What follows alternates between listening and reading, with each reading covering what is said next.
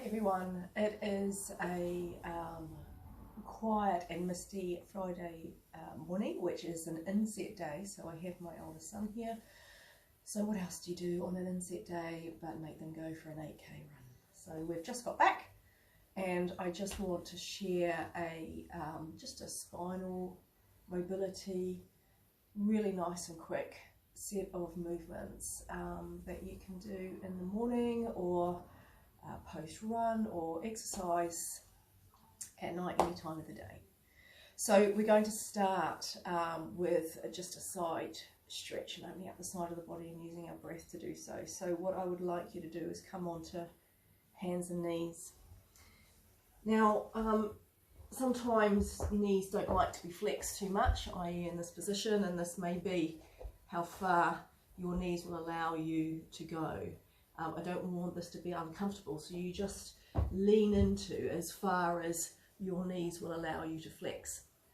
And what I'd like you to do is I'm going to take my pelvis down here because I can and my knees are okay with that. I have my left hand, my left arm, I'm taking it over to the left, and then I'm taking my right hand and I'm interlinking my fingers, if you can see that. And then I'm just going to take the hips down towards the heels a little bit more. By doing that, that already gets a nice stretch on this open side. But what I would like you to do, if you want a little bit more stretch, is take a nice big breath in. And as you exhale, just see if you can pull this right hip down a little bit more. If you're up here, just pull it away a little bit more. But try and anchor your hands down. That's why they're interlinked here. I want you not to move through the hands. Just use the pelvis to try and open up a little bit more down the side. Take a breath in and exhale, exhale. Take a breath in and exhale. And then simply move the arms over to the side and do exactly the same thing. Right arm out to the side, left arm over, interlink the fingers. Already you'll get a stretch down the side body. Take a breath in, and as you exhale, just pull that hip down. Breathing in. So for you, it may mean that you don't want to get any more openness. If you feel actually that's enough, and that's fine, you just use your breath. So as you inhale, think about all of the connections at your rib cage and your diaphragm, into the side body, into the front of the body. So use your breath here. You don't have to create more stretch. You can just take fuller breaths and stretch your muscles in that way. A little bit more of a softer, more passive stretch. And then come back into center. I'd like you to come onto all fours. Right, I use wrist supports because my wrists don't like going into too much flexion. I'm just going to hang here. My knees are underneath my hips and my hands are underneath my shoulders. Literally going to flex and extend. So exhale as I take the chin down, draw the tailbone round, come into this sort of angry cat position. And then as I inhale, I'm going to look a little bit ahead, open up in the chest, but also drop down through the rib cage. Okay, but do it with control. All right, so I don't want you just to drop into the lumbar spine, just nice and softly. And exhale up. And inhale down. And exhale up. And inhale down. Two more, exhale up. And inhale. And last one, exhale. And inhale. And then just push back onto your heels as far as you want to go, depending on your knees. And this time we're going to create a little bit of movement. So as I exhale, I'm going to go into flexion, so that's sort of scared or angry cat. But then as I'm just going to walk my hands a little bit further forward. As I come forward, I uncurl my spine and come into a little bit more extension. So if this feels too much, go back to what you were just doing. Don't drop the pelvis down too much and jump into the lumbar spine. You see my knees, my hips and my shoulders in a diagonal line. They're not up here, they're not down here, they're in a nice diagonal line. And then up into my cat stretch, reaching back. And then lift. unfold and extend, and again. And reach up. Find that flexion as you move. Tuck the tailbone. You use your abdominals to draw the tailbone through. And then uncurl and lengthen. And again. Last one. Reach up. Uncurl and lengthen. And then come back onto all fours. A little bit of rotation from here. Dropping the arm down. Just keeping this one bent, take the shoulder down as far as you want, take a breath, and as you exhale, you just reach the arm through a little bit more and see if you've got more rotation or just hang out there. Use your breath again, take your time. Lifting up over to the other side, dropping down. Breath in, exhale. And exhale.